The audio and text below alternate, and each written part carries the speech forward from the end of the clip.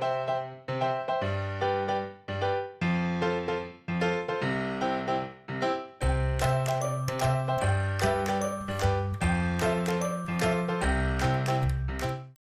everyone, today I am back with a new video. I meant to record this much earlier in the day, but I kind of fell asleep after I came home from work and I woke up and the sun is probably going to be setting soon, so I'm hoping that the lighting doesn't change too much and I'm going to try and do this video as quickly as I can. Today's topic is going to focus on end of contract. I know a lot of my videos often cater towards people who are either in the process of applying for EPIK or planning on applying for EPIK, as opposed to teachers who are already in EPIK or already in Korea. So today I just want to make a video that is kind of helpful for everyone, whether you are not in EPIK yet or you are, you know, several months into EPIK. And I think that it's a video that I don't see a lot of other YouTubers making. I'm not too sure, I haven't dug too hard or anything, but when I was researching EPIK, I didn't see any videos on this.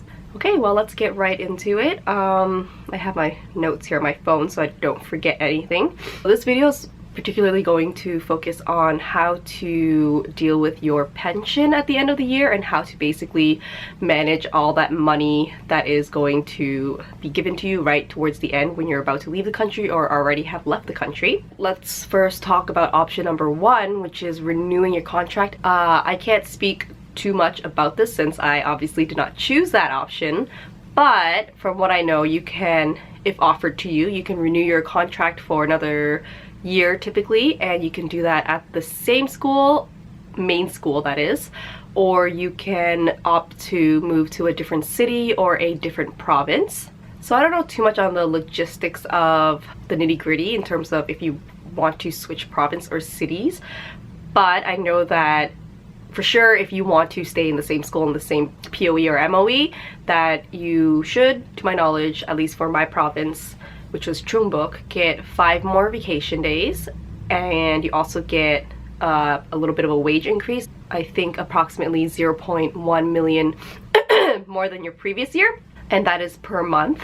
So I think that's like the basic gist of it. You will get some benefits for renewing and you can stay at your main. If you are planning on ending your contract and leaving after the first year, you will have a few things to deal with. So that is one, your pension, which is basically the money that you contribute from each paycheck into a pension fund. Each month some of your paycheck goes towards that, and at the very end you can get that back. You'll have to pick up your final paycheck and your exit allowance, so essentially what they pay you for your flight out of the country, similar to your entrance allowance. To my recollection, you get a bonus 1 month pay, which is pretty awesome. If you guys have seen my other video on how much you can save through EPIK, you definitely can save a decent amount of money with some effort and a budget. Pretty much everything that I listed you will have to discuss with your co-teacher and your school to deal with, and they will help you sort that out, except for the pension.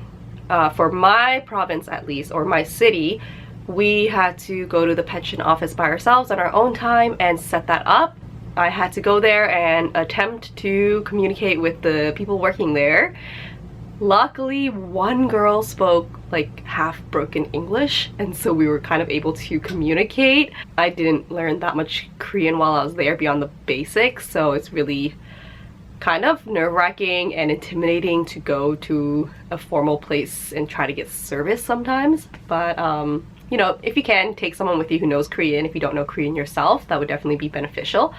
But we managed to work it out, and I think that especially my smaller city, they get so many people coming in and out doing the pension that are foreigners that they're kind of used to the process and they know what to do, luckily. So basically you have the option of putting your pension directly into your Korean bank account, your foreign bank account, or you can pick up cash at the airport. If you're putting the money into a bank account, regardless of whether it's the foreign one or the Korean one, make sure that you bring all the information you need. So if it's your Korean bank account, bring your bank book and your ARC card and everything like that. If it's your foreign bank account that you want to put it in, like I did, make sure you have a printout with your name, your address, all your banking information on it. So like your bank account number, transit number, this is for Canadians specifically, your institution number, those kind of things. It needs to be like a formal screenshot or a printout that you got from the bank directly prior to leaving, but it can't just be like info that's written down or typed up onto a Word doc. It has to be, for example, like a screenshot, which is what I ended up getting of my online banking. Basically, the first time I went, they were like, no, we can't do this for you unless you have all the information printed out properly. I had it kind of like written down, so that they didn't accept that. And you have to bear in mind, in Canada, I Bank of Montreal, and when I do my online banking, I can see all my information. My boyfriend, on the other hand, who's American and banks with Wells Fargo, when he signs it online, it's kind of like some of the information is blocked out for safety measures. Clearly, it's a little bit more safe online banking.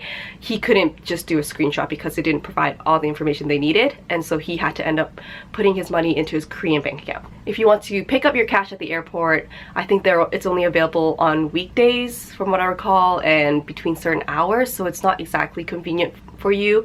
A, because you don't want to be carrying around thousands of dollars in cash, and B, you may be flying out at a time that's not convenient with the pension pickup at the airport. Again, all of your other money dealios your school will deal with. According to our coordinator who worked at our Provincial Office of Education, he said that the school should be able to put your money into your foreign bank account for you. However, I told that to my school. You know, my co-teacher tried to talk to the administration, and they basically said, no, we can't do that. It's too much of a hassle or it might cost some money. So they could only put all my money into my Korean bank account. This was basically kind of a problem for me because I didn't know how to get my money out of my Korean bank account into my Canadian bank account after I left the country. A lot of the money that they will give you doesn't get into your bank account until after you're probably out of the country. It could take a couple of weeks to get to you into your bank account. I'm not totally sure. It depends on your school and it depends on your MOE or POE, but that's how it was for me. Luckily, I have an amazing co-teacher, and she offered to take all of my banking information, my Korean and my Canadian banking information. She got all the documents ready so that she could log into my online banking after I left Korea and wire my money from my Korean account to my Canadian account for me. And so she did all this after I had got back to Canada, and she's amazing. Thank goodness for her, because otherwise I don't know what I'm gonna do with thousands of dollars sitting in my Korean bank account. It just really depends on your situation. I had some friends who were able to combine their summer vacation days with the end of their contract so that they actually left several weeks earlier than we did, instead of, you know, taking the vacation a couple of weeks before your end of contract.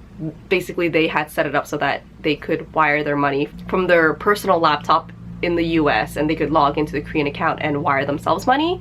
That's also an option if you have your Korean banking set up on your personal computer. I only had my Korean bank account online banking set up on my work computer. It's a little bit of a complicated process. I don't know if I've talked about this before, but you know, Korea still uses mostly Internet Explorer, which is awful, and their online banking is very, very, very secure. So to me, it was very hard to set up, and I couldn't do it on my own. I needed my Korean co-teacher to set it up for me because everything was in Korean, and you gotta download like 10 million systems and protections and I don't know what's, and so I didn't have it on my personal computer. You may or may not. Because I didn't have that option, I just wanted to give you guys a warning, because I wish I had known this information before my end of contract. Ultimately, everything was okay, but I was scrambling to figure out these things the last couple of weeks I was there. It was a little bit hectic, and for sure the pension office was a little bit stressful because I didn't know what exactly I needed to bring with me. Just bring everything. All your ID, just get a couple printouts from your bank or bring that stuff with you to Korea just so you have it. Hopefully this video was helpful to you guys, and I will see you guys in my next video. Bye!